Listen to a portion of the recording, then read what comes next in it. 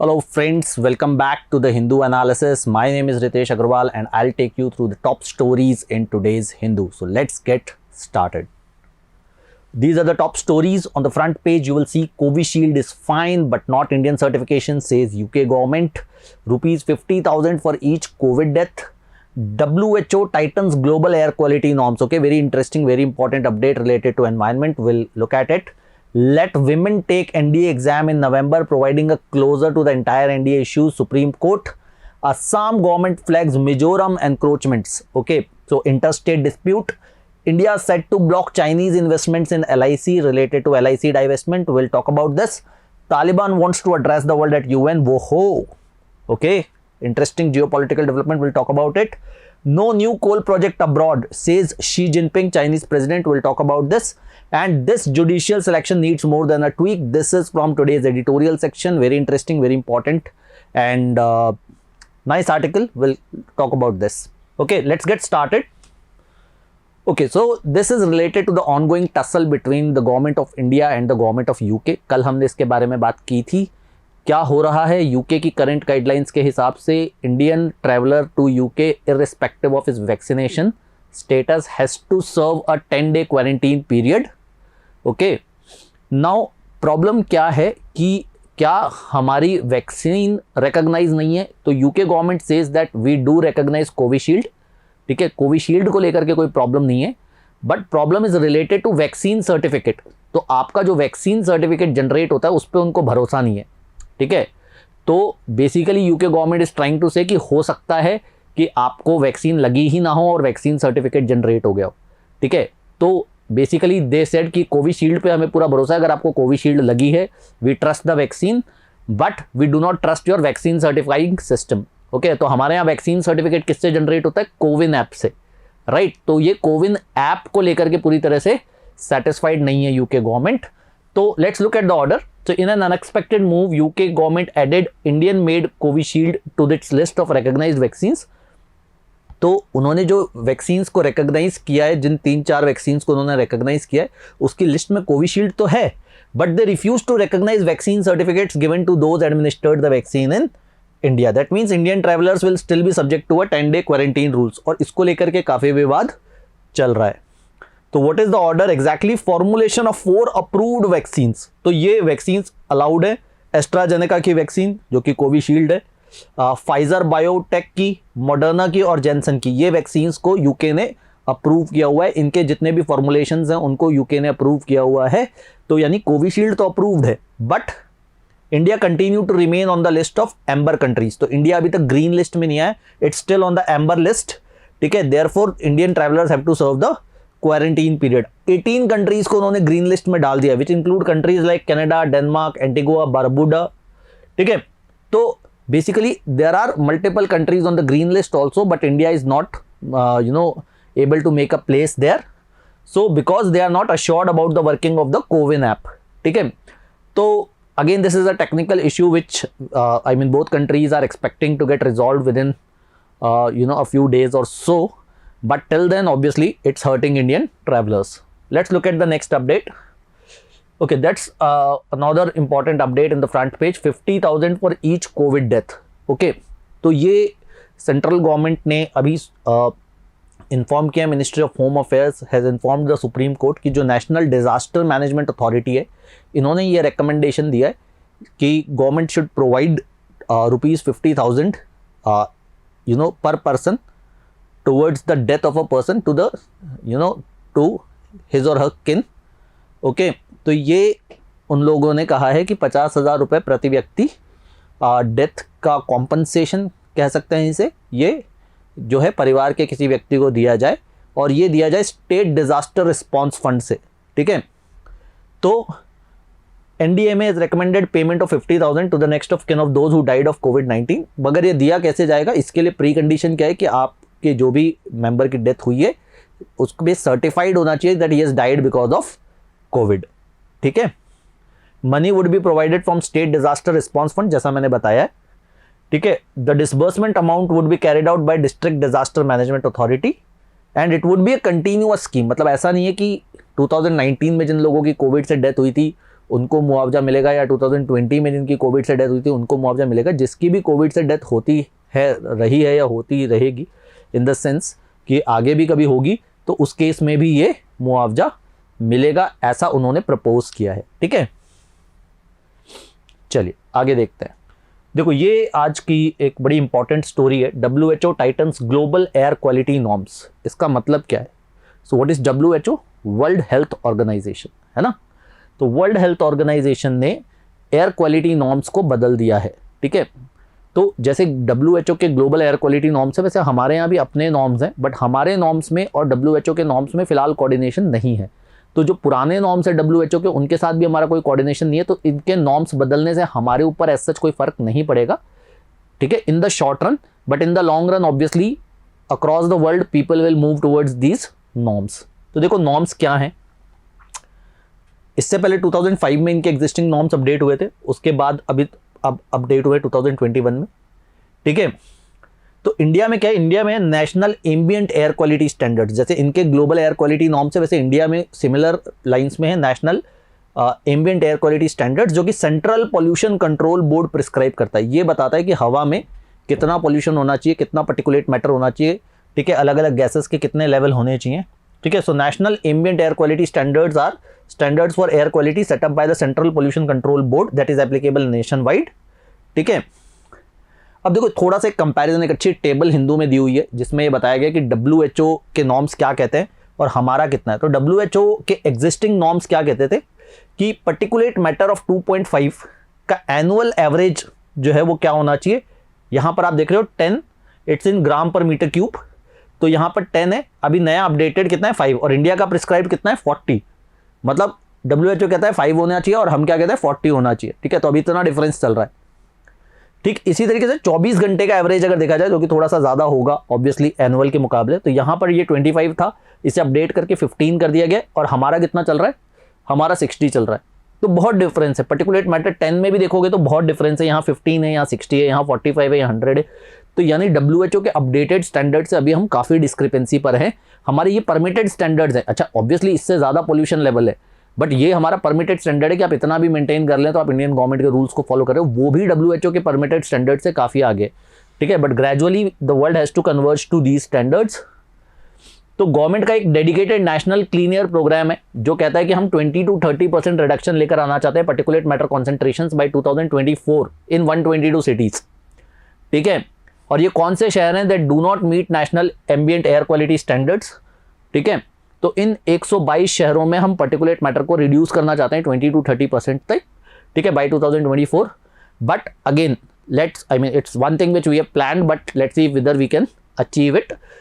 Experts say that the WHO moves at the stage for eventual shift in policy in governments towards new stricter standard. देखो इसके और क्या ramifications हो सकते हैं। इसके और रेमिफिकेशंस ये हो सकते हैं कि अगर एयर क्वालिटी हमें इंप्रूव करनी है तो कैसे इंप्रूव होगी। फिर हम फ्यूल बेस्ड व्हीकल्स से दूर जाएंगे, फिर शायद हम इलेक्ट्रिक व्हीकल्स को परमिट करेंगे। ठीक है, फिर हम फ्यूल कंजम्पशन को कम से कम करने की कोशिश करेंगे, हम क्लीन कुकिंग की तरफ जाएंगे। इस तरह के इनिशिएटिव्स जो है अक्रॉस द वर्ल्ड आगे बढ़ने की उम्मीद है। Okay, this is the I believe the closure hopefully let women take NDA exams in November. तो देखो अभी ना टेबल टेनिस का गेम चल रहा था between central government and supreme court. ठीक है, तो सुप्रीम कोर्ट ने कहा कि इस साल एग्ज़ाम देने दो, फिर सेंट्रल गवर्नमेंट ने कहा कि अगले साल की परमिशन दे दो, फिर फाइनली सुप्रीम कोर्ट ने कहा है कि देखो अगले साल की परमिशन नहीं मिलेगी, हमने कहा है कि इस साल एग्ज़ाम देने दो, मतलब इस साल एग्ज़ाम दो और अगले साल से इनकी ट्रेनिंग शुरू हो जानी चाहिए। ठीक है, तो NDA नेशनल डिफेंस एकेडमी, जहां अभी तक सिर्फ मेल स्टूडेंट्स ट्रेनिंग ले सकते थे, it's a tri services academy जहां पर आप नेवी, आर्मी, एयरफोर्स कुछ भी ज्वाइन करना चाहते हैं तो 12th के बाद एग्जाम देके ट्रेनिंग शुरू कर सकते हैं। अभी तक सिर्फ मेल स्टूडेंट्स का बैस्टन था, but now the Supreme Court has basically given the orders to the central government to allow women also in the NDA। Central government को ये मंजूर था, but central government was asking for 1 more year. ठीक है, अगर central government की बात मानी जाती तो अगले साल वो एग्जाम में बैठती और उसके अगले साल से ट्रेनिंग शुरू होती, यानी 2023 से ट्रेनिंग शुरू होती। अब क्या होगा, इस साल एग्जाम में बैठेगी और 2022 से ट्रेनिंग शुरू हो जाएगी। तो इसको बड़े प्यारे लफ्ज़ों में सुप्रीम कोर्ट ने कहा है कि भाई आर्मी तो सारे चैलेंजेस मीट कर ही सकती है। ठीक है, आर्मी तो हमारी बेस्ट रिस्पॉन्स टीम है, आर्मी के पास तो अनलिमिटेड कैपेबिलिटी है, तो आर्मी के सामने हम एक और चैलेंज देते हैं, आर्मी ज़रूर इसे पूरा कर लेगी।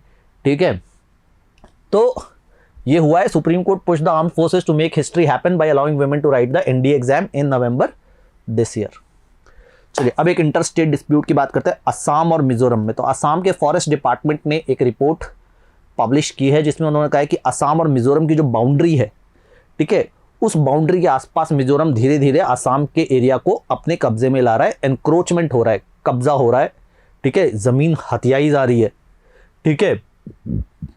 तो government and people of Mizoram have been encroaching upon land in Assam since 1980 and Assam forest department report has alleged, ठीक है। इन दोनों के बीच में जो बाउंड्री है, इनर लाइन जिसको हम कहते हैं, उस इनर लाइन के आसपास जो फॉरेस्ट है वहां पर कुछ एक पर्टिकुलर एरियाज में ये एनक्रोचमेंट ये हाईलाइट किया गया है। According to the report the boundary was notified in 1933 which clearly defines inner line as the district boundary of Lushai hills. तो ये क्या कहते हैं कि मार्च 1933 में दोनों स्टेट्स के बीच की बाउंड्री खींची गई थी, नोटिफाई की गई थी। हालांकि ये 1933 की बाउंड्री को मिजोरम ने रिजेक्ट कर रखा है, मिजोरम इसको अपनी बाउंड्री मानता ही नहीं है। मिजोरम कहता है कि हम ये बॉर्डर नहीं मानते, हम तो 1873 के रेगुलेशन वाली बॉर्डर मानते हैं, जिसमें से कुछ पार्ट को आसाम अपना पार्ट मानता है, यानी दोनों के बीच में बाउंड्री को लेकर के डिस्प्यूट है, ठीक है। तो आपको मैं बता दूं, Mizoram was part of Assam, part of undivided Assam earlier, it became a union territory in 1972 and then a state in 1987, ठीक है। तो मिजोरम आसाम से अलग होकर 1972 में यूनियन टेरिटरी बना और 1987 में एक स्टेट का दर्जा मिला इसे, ठीक है। तो अभी इनके बीच में काफी वायलेंट कॉन्फ्लिक्ट भी हुआ था। तो आसाम और मिजोरम में इंटर स्टेट बॉर्डर डिस्प्यूट चल रहा है, जिसको लेकर के आज एक न्यूज अपडेट था। चलिए आगे बढ़ते हैं। अब देखो LIC IPO के बारे में बात करते हैं। लाइफ इंश्योरेंस कॉर्पोरेशन का IPO आने वाला है। It's probably the biggest economic news this year, ठीक है। बहुत बड़ा डाइवेस्टमेंट होने की उम्मीद है। और इंडियन गवर्नमेंट को एक चिंता है कि जब हम LIC में स्टेक ओपन करेंगे तो उन्हें डर है कि कहीं चाइना की कंपनीज, चाइनीज एजेंसीज वो स्टेक ना खरीद ले, क्योंकि LIC में कुछ भी गड़बड़ पूरे देश की इकोनॉमी को गड़बड़ा सकती है। तो गवर्नमेंट क्या प्लान कर रही है, it wants to block Chinese investors from buying shares in LIC। वो कहता है हम LIC में शेयर तो बेचेंगे, मगर वी विल इंश्योर कि चाइना के लोग इसे ना खरीदें या चाइनीज एजेंसीज इसे ना खरीदें, ठीक है। Because LIC is considered as a strategic asset, it comprises 60% of India's life insurance market, यानी हिंदुस्तान के टोटल लाइफ इंश्योरेंस का 60% जो है वो सिर्फ LIC के पास है, और इसके पास $500 बिलियन के एसेट्स है। तो इट्स अ बेहमत, बहुत बड़ा ऑर्गेनाइजेशन है।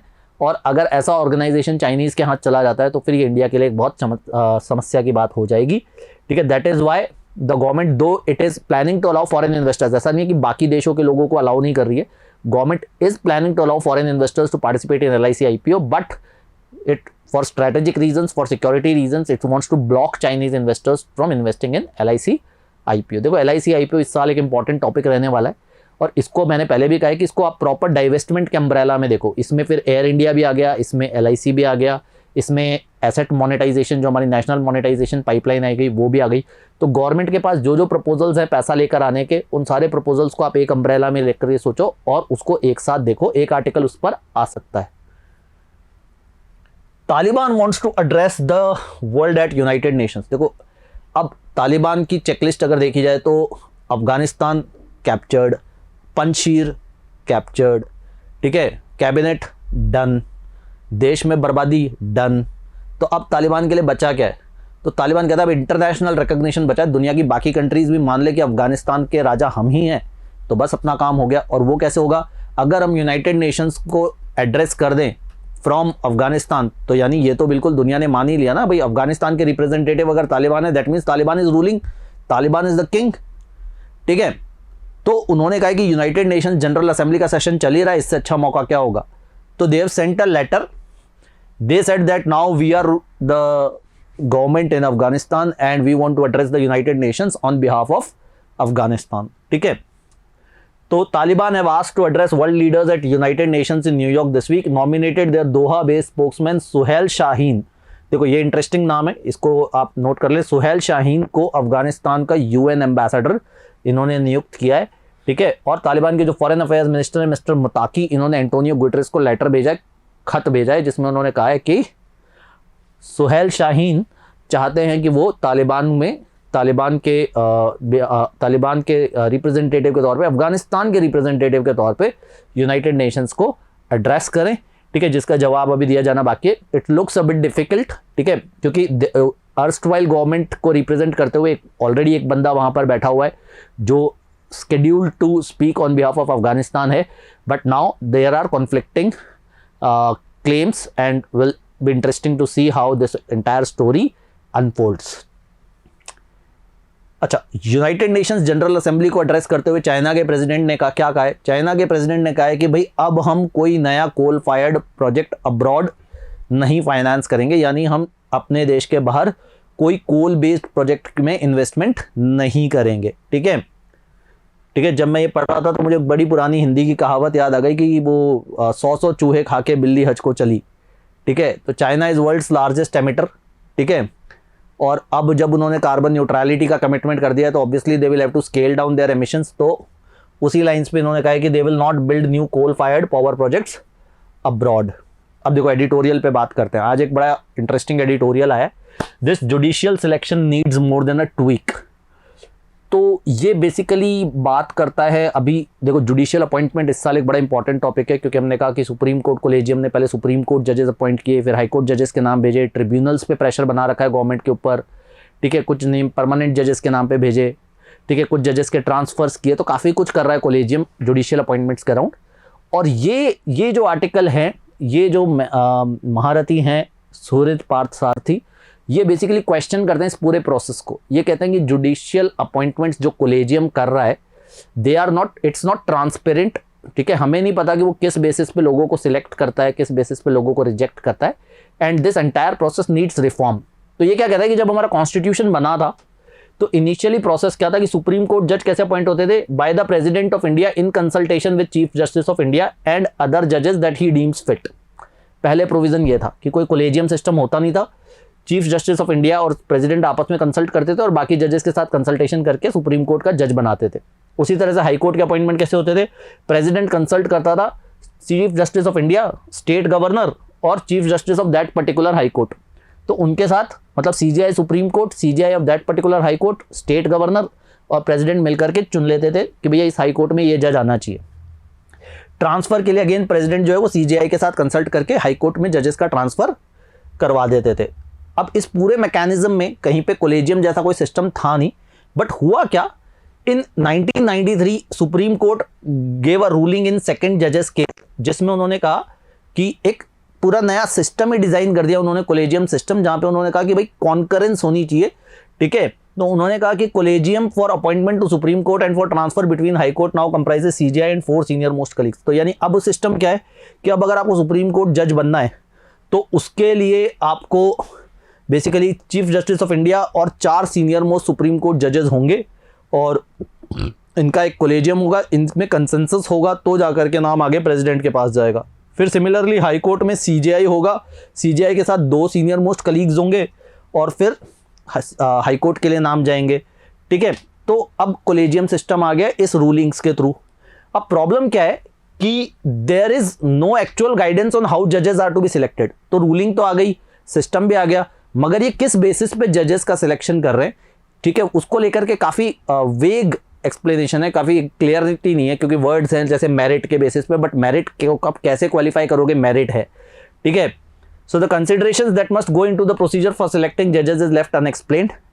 ठीक है, अब इसके बीच में क्या हुआ, 2015 में नेशनल जुडिशियल अपॉइंटमेंट कमीशन की बात हुई, सेंट्रल गवर्नमेंट 99th अमेंडमेंट लेकर के आई और नेशनल जुडिशियल अपॉइंटमेंट कमीशन में प्रोविजन था कि जजेस को चुना जाएगा by judiciary, executive and common man, कुछ एक्सपर्ट्स के द्वारा। बट ऑब्वियसली जहां पर हमने कह दिया कि जुडिशियल अपॉइंटमेंट्स जो है उसमें एग्जीक्यूटिव का रोल रहेगा, तो जुडिशियल इंडिपेंडेंस तो खत्म ही हो गई। तो इस सिस्टम को बाद में सुप्रीम कोर्ट ने हटा दिया। इन्होंने कहा कि इन 4th जजेस case that judicial primacy in making appointments is an essential feature. तो इन्होंने कहा था कि जब अपॉइंटमेंट्स किए जाएं तो उसमें सबसे ज़्यादा इंपॉर्टेंट रोल जो है वो जुडिशियरी को प्ले करना चाहिए, तभी जुडिशियल इंडिपेंडेंस बनी रह सकती है, जो भी सही भी है। So there were legitimate fears that commission might have resulted in appointment of malleable जजेस, तो इसको हटा दिया गया। बट जब इसे हटाया गया, when the court struck down the NJAC, it also promised to reform the existing system. तो उन्होंने कहा जब एनजेएसी हटाया गया तो कोर्ट ने यह भी वादा किया था कि हम पुराने सिस्टम को रिफाइन कर देंगे, उस चीज को बदल देंगे, बट ऐसा हुआ नहीं। ठीक है, ऐसा हुआ नहीं। 6 years down the line those promises have been all but forgotten and a new memorandum of procedure is nowhere in sight. तो उन्होंने कहा कि उस समय वादा तो कर दिया, बट आज तक वो वादा ही बन के रह गया। आज तक कोलेजियम सिस्टम को ज़्यादा ट्रांसपेरेंट बनाने पे कोई काम नहीं हुआ है। तो ये भी एक इंटरेस्टिंग टेक है जो अपने आप में कोलेजियम सिस्टम को क्वेश्चन करता है कि कोलेजियम सिस्टम ठीक है, जुडिशियल इंडिपेंडेंस तो इंश्योर करता है, बट क्या ये ट्रांसपेरेंसी इंश्योर करता है, क्या ये क्लैरिटी इंश्योर करता है, क्या हम कह सकते हैं कि इन 5 लोगों ने बिना किसी बायस के लोगों को चुना है, ठीक है, इस बात पे ये क्वेश्चन खड़ा करता है। ठीक है, चलो ये तो बात हो गई आज की स्टोरीज की। अब मैंने कल आपसे क्वेश्चन पूछा था, कल हम बात कर रहे थे कि नए एयर चीफ चुने गए, नए चीफ ऑफ एयर स्टाफ चुने गए, और फिर मैंने आपसे पूछा था कि आर्मी चीफ और नेवी चीफ भी आप मुझे बताएं, और लोगों ने बिल्कुल सही जवाब दिया आप लोगों ने। ठीक है, मनोज मुकुंद नरवणे आर्मी चीफ हैं, करमबीर सिंह नेवी चीफ हैं, और आप लोगों ने साथ में चीफ ऑफ डिफेंस स्टाफ भी बताया काफ़ी लोगों ने, बिपिन रावत जी। ठीक है, बिल्कुल सही जवाब है आप तीनों के, आपने तीनों के बिल्कुल सही जवाब दिए, विच इज़ वेरी गुड। अब आज का क्वेश्चन पूछे, तो आज हम न्यूज़ पढ़ रहे थे WHO के बारे में कि WHO ने ग्लोबल एयर क्वालिटी गाइडलाइंस को और स्ट्रिक्ट कर दिया है। तो थोड़ा सा WHO पे रिसर्च करते हैं। आप मुझे बताएं कि WHO कब सेटअप हुआ था, WHO के चीफ कौन है, और WHO के हेडक्वार्टर्स कहाँ पर हैं। ठीक है, बस इतनी सी इन्फॉर्मेशन दें। अगेन आप अपना आंसर्स कमेंट सेक्शन में पोस्ट कर सकते हैं, and I'll see to it, respond to it tomorrow with some new stories. Till then, take care, goodbye and keep reading.